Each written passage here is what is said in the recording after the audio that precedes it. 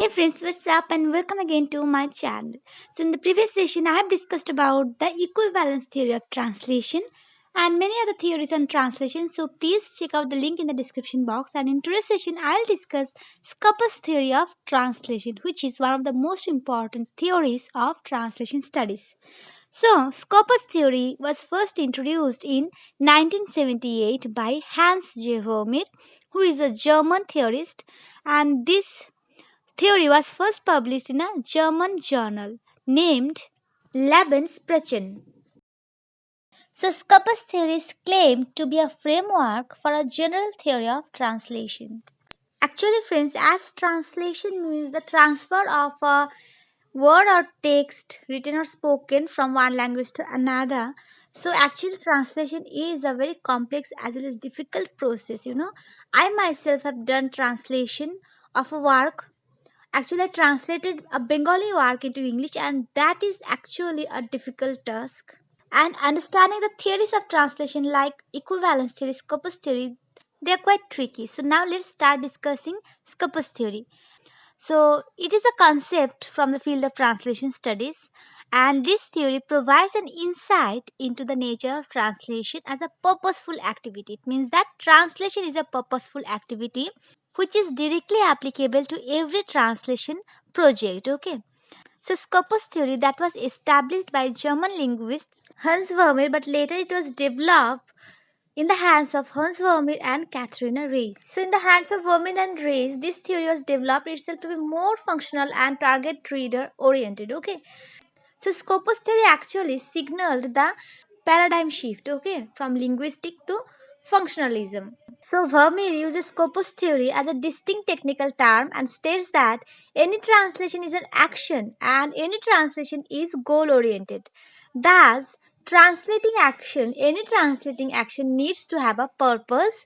So thus, this theory comprises the idea that translating and interpreting should primarily take into account the function of the target text. It means that here target text is of vital importance, because here it says that translating and interpreting should primarily take into account the function of target text. So that's why in this theory, the status of the source text is quite lower than the status of the source text is in equivalence based theories of translation. Okay. So it means that in equivalence theories, the status of the source text is quite higher, and in Scopus theory, apart from the source text, the target text is taken into account highly. So that's why Christian Nord, in translating as a purposeful activity, said that the source is seen in Scopus theory as an offer of information which the translator turns into an offer of information for the target audience. Another theorist named Paul Kussmaul, in the book Training the Translator, explains Scopus theory as the functional approach has great affinity with Scopus theory. The function of a translation depends on the knowledge, expectations, values, and norms of the target readers, who are again influenced by the situation they are in and by the culture. These factors determine whether the function of the source text or passages in the source text can be preserved or have to be modified or even changed. So, as Scopus means purpose, and Scopus theory provides an insight into the nature of translation as a purposeful activity.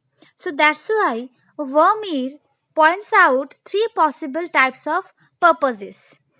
Firstly, there is a general purpose that a translator strives for. It means that translating something, it is a source of professional income for a translator. It is one purpose of translation. Secondly, translation is used as a communicative purpose of a target text in a target circumstances. Okay. And the third purpose is the purpose of a translation strategy or approach, such as to exhibit the structural traits of the source language. So there are three purposes. Among the three purposes, the Scopus theory refers to the second type of purpose, because this theory treats the source text as an offer of information in a target culture. So, from Scopus theory standpoint, it is said that a translation product that is called translatum needs not to have similar functional equivalence to a source text. Okay, and here Vermeer argues that a translator defines the function of the translation product through a translation brief or a translation commission, and the translation brief is an intercultural operative. Thus, within the framework of Scopus theory, the cultural aspects of both source and target language are deeply regarded. Although the theory focuses more toward target culture, but still there is here the cultural aspects of source language is also take seriously. So there are lots of criticism also found in the case of Scopus theory, which is basically based on its definition and its attitude towards source text. Okay, so apart from the criticism, Scopus theory still made a significant contribution in the field of translation studies. So friends, this is all about Scopus theory. I think this video is a bit helpful for you, and if yes, then please give it a like, subscribe to my channel and share this video. So bye for now, see you in the next session.